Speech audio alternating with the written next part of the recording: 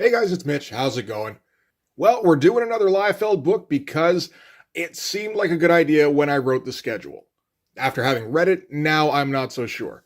We have GEXed, we will now GEX again. We're looking at Regex number 1. So just before we get into it, if you enjoy the channel, if you feel like helping out, there's a link in the description to my Patreon. That'll give you early access to everything I do, as well as access to all the stuff to do with my comic, Blood Force. Still working out the transition on the new opening. So yes, we are looking at Regex. Yes, I know that's how you pronounce the title. It's difficult to find much of anything about this book on the internet, as far as I can tell. Mostly, if I search up Regex, I get GEX, enter the gecko. But to put you in mind of what's going on at the time, this is 1998, so we're past the days when Liefeld got kicked out of Image for several reasons. Part of it is that Rob Liefeld got under the skin of his fellow creators. According to the stories, particularly Mark Silvestri, by poaching some of his artists, or trying to anyway. Although if you hear it from Rob's perspective, it sounds more and more like just Todd decided he didn't like Liefeld anymore and really wanted to kick him out, like really wanted to make a show of kicking him out. And as much as I like to take, what Liefeld says at any given time with a grain of salt, that does sound an awful lot like the kind of thing Todd McFarlane might like to do. And this, of course, is right around the time that Rob Liefeld and Jim Lee were doing their Heroes Reborn bit at Marvel, which for Rob didn't last long. It lasted for about 5 or 6 issues of Captain America before Marvel decided this book was crap. And they decided to boot him off that. So in the course of a year, he's been, kicked out of both Image and Marvel. So now, we're a couple of years later, Rob has tried to do like a self-publishing kind of thing. He had Maximum Press, which lasted for about 3 years. Put out maybe 30 different titles, most of which didn't last past an issue 1. And which largely focused on trying to resell or repackage some of his old ideas, like Youngblood, or Supreme, or Brigade. That lasted all of an issue. Although, as far as I can tell, the only thing that really had any kind of staying power was Evangeline, and I don't know, maybe that went on for like a year or so. Then in 1997, Liefeld decided to change the branding from Maximum Press to Awesome. I'm not sure why exactly this happened. I don't know if this was some kind of rights issue or if he lost some kind of sponsor. I know that's eventually why Awesome had to end. But yeah, he decided on going a whole new way with Awesome, and that lasted for about 4 years, had about 30 titles, most of which didn't get past number 1. And we're looking at one of those titles here. I've seen the odd bit of artwork for this before. I always assumed that, it got the usual Liefeld thing, or at least what I perceive to be the usual Liefeld thing, which is maybe 5 issues before Rob becomes disinterested. But no, we didn't even get that far. As far as I can tell, whatever this is, started in Coven number 4. There's been an issue 0. I don't know if that came out beforehand. It might have. And then there's this issue 1, and that's all of Regex. Regex seems to be largely centered around this blonde woman here. I don't know what the point of her is. I don't know what she does. We're not going to find out in this story. But I guess we might as well stop delaying and start just talking about the comic, right? So we can start with the cover. This is not the Liefeld cover, which I didn't even think to get for some reason. Obviously, you should. This is listed as the 1A cover, which would mean it's like the base model, theoretically, while the Liefeld cover is listed as the 1B, so a variant. But obviously, you want to go with the Liefeld one, so I don't know what I was even thinking. So this is by Ian Churchill, who was starting to get kind of big in 1998. I think he was mostly doing Rising Stars at this time, which I couldn't really tell you what it is. It seemed an awful lot like the Heroes TV show, but I don't know. I mean, I just saw it on the shelf every once in a while and thought, yep, nope, not buying that. The cover itself, it's a bad composition, and it's kind of a mess. It doesn't help that these characters are largely all similar colors, and so all kind of bleed together. The finish isn't too bad. This is inked by Norm Ratman, and he's doing a decent job on this one at least. Again, he's having trouble differentiating figures from each other, but if it's not there in the pencils, it's just not there, right? So I don't know. There's some okay bits in here, but for the most part, it's just kind of a mess. All right, so this is going to be storied and artworked by Rob Liefeld. So that's an odd credit. I read that and I go, okay, so Rob did the plotting, the penciling, and the inking. And then there's a credit down here for colors and inks by Tanya and Richard. That's Tanya and Richard Horry. I was like, well, wait a minute. If Rob's doing the artwork, why are Tanya and Richard doing the inks? Well, because this isn't inked. This is one of those deals where it's done completely in pencil. And then the colorist has to try and find a way to incorporate that into the finished comic, where he has to darken up all the lines. Is this a good thing for Rob Liefeld? I don't particularly think so. I think this is just an excuse for him to get sloppier. And this is also going to be scripted by Jeff Loeb. I've heard several times that Jeff Loeb is a decent writer. The only problem is I usually see Jeff Loeb when he's writing something for Rob Liefeld. And when he writes something for Rob Liefeld, it is incomprehensible shit. And that's largely what we get in this one. From what I understand, the deal with Jeff Loeb is that he has a tendency to kind of tailor his script to his artist, where, it's more appropriate for whatever artist he's working with. So I can kind of understand that then, because Rob never has any kind of clear idea of what he's doing on it at any given time. He's probably just like running in circles in Jeff's office making explosion noises, and Jeff's just trying to find a way to translate that. So anyway, I guess we can get into this. We're going to start in media res. I guess we're supposed to have read Coven number 4 before this, because we don't know who anybody is or what the hell is going on, and the comic isn't going to bother explaining this to us for a while. We get the little heads with the names up here, so I guess that's useful at least. So we've got Scarab and Jeannie. Jeannie's the blonde chick who seems to be one of the main characters in this. And they're on the run from somebody. They're riding a motorcycle, Scarab's doing the driving. Jeannie doesn't seem to really know who he is or why they're being chased. And Scarab doesn't want to tell her because Liefeld thinks it's cooler when the audience doesn't know what the shit is going on. So we get Jeannie going, "I demand to know where you're taking me." And Scarab goes, "You want the truth?" And then follows up with, "You can't handle the truth." And it's not played for laughs or anything. It's just, what? You thought that was a good line to put in there? And that's kind of all that's going on this page. We're also going to get a narration that really doesn't, it feels like it kind of interrupts everything and is just not flowing with the dialogue. Maybe it's the fact that it kind of pops up very intermittently. So we get Scarab's log, present day. "I continue to keep this journal because," and then we get a bunch of useless dialogue. And then we get, "like those who came before me, I may not be alive to tell the stories." And then a bunch more useless dialogue. And then at the very least, "I owe it to mankind." And every time you get back to the narration, it's like, oh shit, yeah, somebody was talking, weren't they? There are some bits here I don't mind at all. I like the shots that Rob's doing on the bike. It feels like he's trying to make this bike look like something. I like these seem to be the henchmen that are chasing after them. And the helmets, at least, look pretty good. They look kind of insectile. It's very poorly executed. Makes me wonder a little bit if Rob actually, designed and drew that. I'll assume he drew it. I don't know about designing. Okay, and then we get, all right. We're going to get a double-page spread of, I suppose, Jeannie jumping off the bike here. Is that even what happens? I guess it is. And nobody's saying anything because it's just Scarab won't tell her where they're going. And nothing's getting accomplished through the narration. Because Scarab's just like, we live in a world where each of us gets up in the morning, gets dressed, has a cup of coffee, and goes off to work. And, some of us are better at that than others, at getting up and drinking coffee. And each of us in our own way is trying to make a difference by getting dressed and going to work. And I'm the same way. And it's like, wow, that was all pointless. Absolutely sucks. It's the only saving grace I would say is that this is not too long after Captain America, which is much worse than this. But that doesn't make this good. Picking the easy shots, the close-ups of the faces here, and just assuming that Jeff Loeb is going to fill something in, and Jeff Loeb's just like, "I'm just collecting a paycheck here, buddy." And then picking an easy shot of the Scarab here on his bike. The easiest possible shot at that. This is just such a poor excuse for a double-page spread. And we see what's going on with, I guess this is all pencil that's been darkened. And I mean, you can tell because it looks really sloppy and scribbly. There's no attempt at, coming up with nice looking lines because you don't do that in the pencils generally. Or Rob wouldn't anyway. He'd leave that up to Jonathan Sabal or Danny Meeke. Maybe he'd do it himself. Probably not.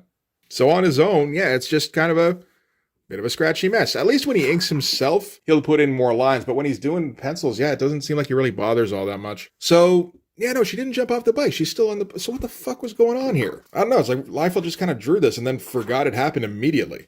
Okay, so we find out that these helicopters are chasing after the girl. It's not just... They don't give a shit about Scarab, I guess. Also, this can't be a helicopter. This is more like a drone, considering how small it is in comparison, in perspective, with the bike. Whatever. The helicopter starts shooting at them. He kicks her off the bike. That's a decent looking shot. It kind of looks like it's going for the Akira bike slide shot. And I guess, yeah, kicks her off and it starts transforming into like a gun emplacement turret.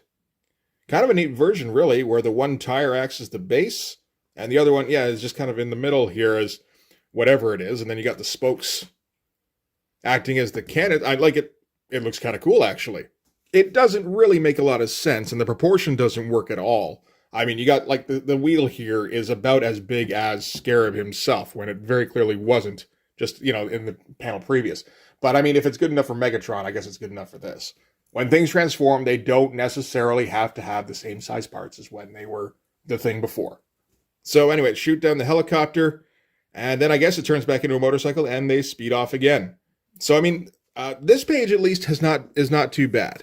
This is the first time we've gotten a semi-decent page throughout this whole thing. I guess we got a couple more coming up here. So they keep driving and they drive off, I guess, like a wharf or something, because I think they land in the ocean here. So I'm like, the beginning of this is very similar to Youngblood number 6, actually. It's like Rob has so few ideas for what to put in a comic. You can do a guy driving on a motorcycle who gets chased by helicopters or drones or whatever, and then he has to drive off a pier to lose them. Or you can do a bunch of guys parachuting into an installation and killing a bunch of nobodies. And he's just got very little beyond that. The shot of the bike here, it's not as good. Doesn't help that he's having to try and figure out how to make something work, which is just something Liefeld isn't capable of doing. So, you know, when you try to make it look like Scarab here is sitting on the bike, it turns into a mess. So I guess as they're in midair, they jump off, seems to be what happens, and the bike, not entirely clearly, transforms into a robot. So I guess it's been a robot all this time. And the narration makes a little bit of a comeback here. I thought it hadn't bothered on these pages. It did for just a second. There's like one box on each page here. And neither one has anything to do with anything. This is the closest one to having something to do with the comic, where it says, everything around us is a lie. Remember that if you want to live. Then there's a bunch of meaningless nonsense. And then there's a bunch of stuff that sounds a little bit like The Matrix, although this is before The Matrix came out. It's like, if only you could see the world as I do, as energy readings. There is normal, that would probably be you. Then there's exceptional, men, women, and children who, for one reason or another, have abilities, etc. So, okay, that's the start of the story. Some people are born with powers. Not exactly groundbreaking. All right, so, okay, Scarab and Genie dive underwater and find a decently designed submarine. Like, surprisingly decently designed. Actually, you know what? It's badly designed, but it's badly designed in a way that still looks interesting. That's what it is. Because there's like a basic shape here, and then there's all sorts of stuff added around it that doesn't really make a whole lot of sense at all, really. Where he's just adding on bits and pieces.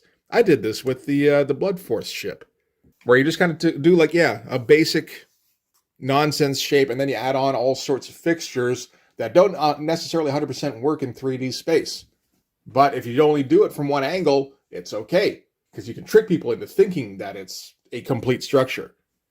It's not, though. It's just, yeah, more nonsense lines going every which way. And the narration tells us that there's a secret war going on, and the company has kept it under wraps, and they're the ones that are hunting Genie here.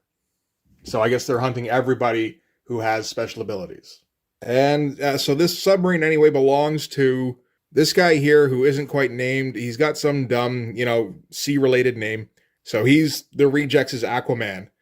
And they're going to go on board the submarine and swim to New Haven, apparently, which, if I recall correctly, was the fortress that Quantum set up for super people to live in Brigade during the Extreme Prejudice crossover. So Rob just, I like that name. I'm going to keep that name. So is this in the Extreme universe then? Or is this Extreme adjacent? yeah, that's where we're going. So we're going to explain a little bit about what's going on, but not very much because Rob hasn't thought that far ahead. So Genie here has been targeted for extermination by the company. That's kind of it, really. Which, I mean, is kind of what we learned on the previous pages. And Scarab here has a little bit of a team that is opposed to that. We're going to find out later on that Scarab used to work for the company, and I guess he was used to hunt down the super people. And then he found out that was what he was doing, and he didn't like that anymore, so he decided to stop that and try to help them out or something. And that's kind of the entirety of the story that's going on here. I don't even know if there's any kind of real reason to go explaining what's happening on the pages anymore. It's not original in any kind of way. Like, even at the time, like this, like I said, it's kind of Matrixy in some ways, but like only very basically. And even then, it's like the barest bones of the idea of just, there's an evil company and there's rebels. And for some reason, Scarab is an action figure. I don't know if that's the plan. Like, Rob wants to turn these into action figures. Maybe. If we pull his torso up, is there a little elastic in between, the torso and the waist? And yeah, nothing really gets decided on these 2 pages. So kind of pointless. Okay, now we're going to come back to Primer here. This is the motorcycle who walks like a man. So Primer was sent by Scarab to go and deal with the helicopters that were chasing them. So I guess to kind of fend them off while Scarab and Genie swam away. And he's not doing it on this spread, really. He's just kind of sitting there, and they do a little bit of verbal jousting. It's like surrender. It's like, no. Okay, then, you brought this on yourself. I've acknowledged. I'm going to destroy you now.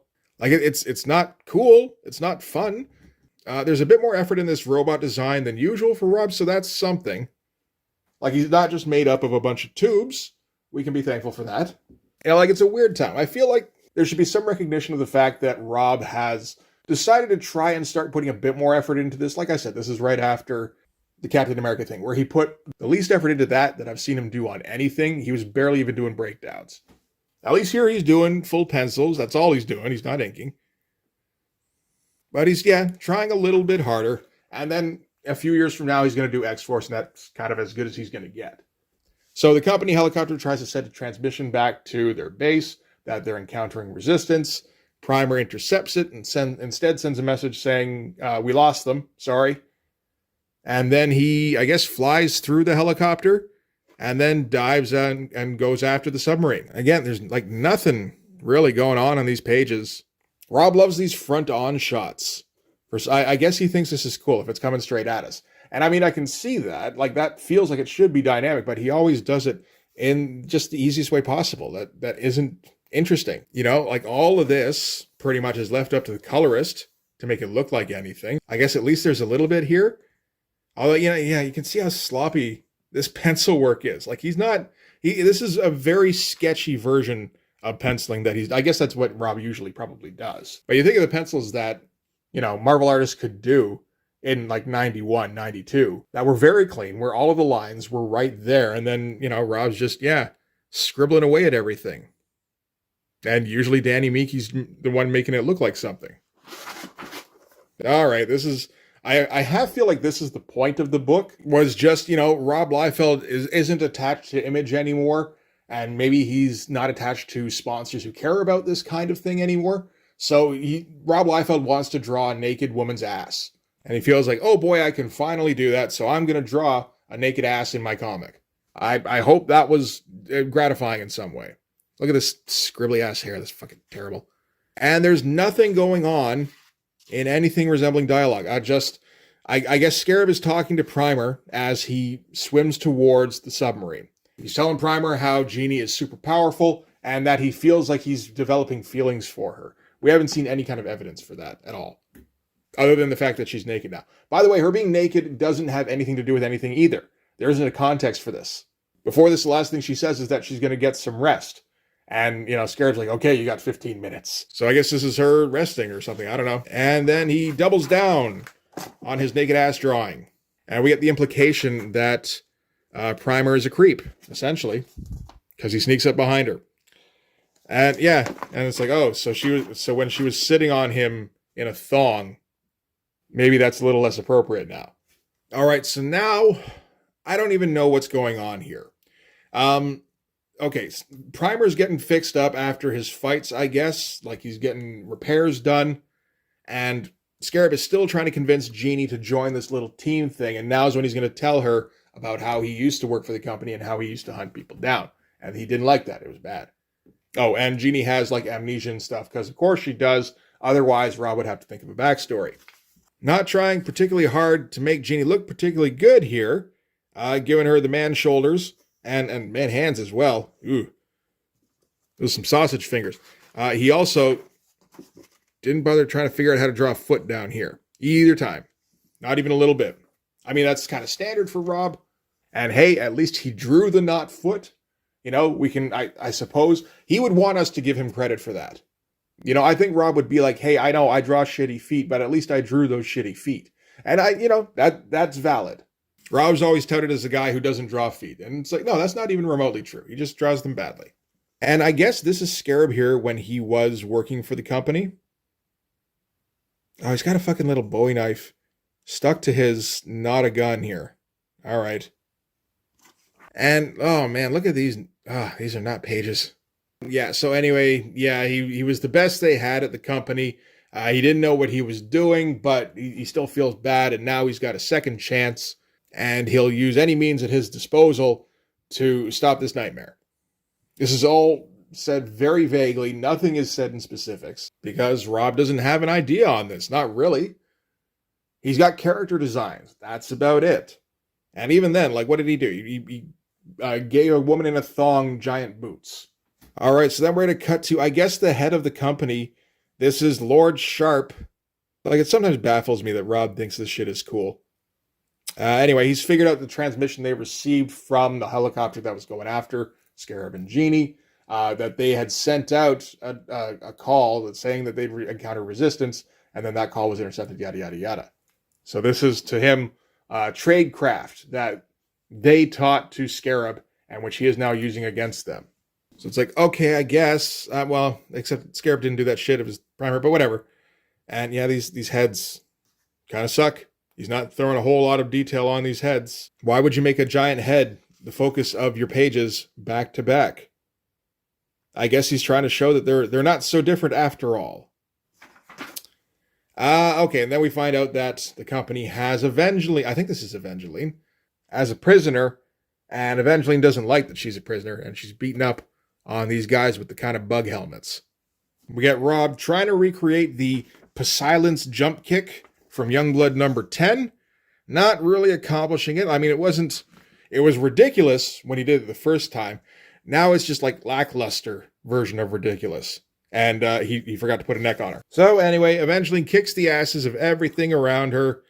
But then she gets a bunch of blades in her back.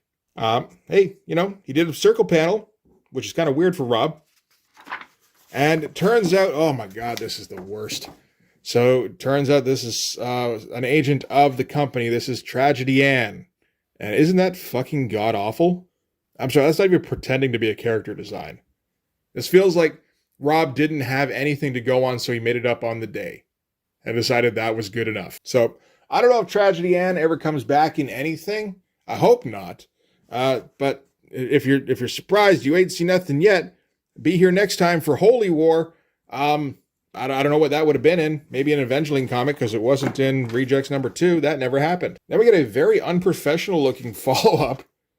Again, this looks pretty rushed. Rob explains here that he was, doing the no inks method.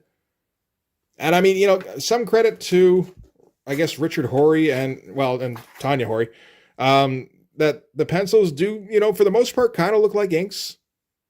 And I don't know how easy that was in 1998. It might have been kind of difficult. Most of the colors look pretty decent. I feel like we're not quite at the point where Rob is using the colors to basically draw the comic for him, but we're getting kind of close. All right, and then we're going to get some ads for, so this is one of the other few awesome books. This is Coven, also drawn by Ian Churchill and written by Jeff Loeb. Okay, so it's a small group at Awesome. And then we get something called Deity. So at the end of this there's a weird thing. This is not just an Awesome publication. This is Awesome Hyperworks.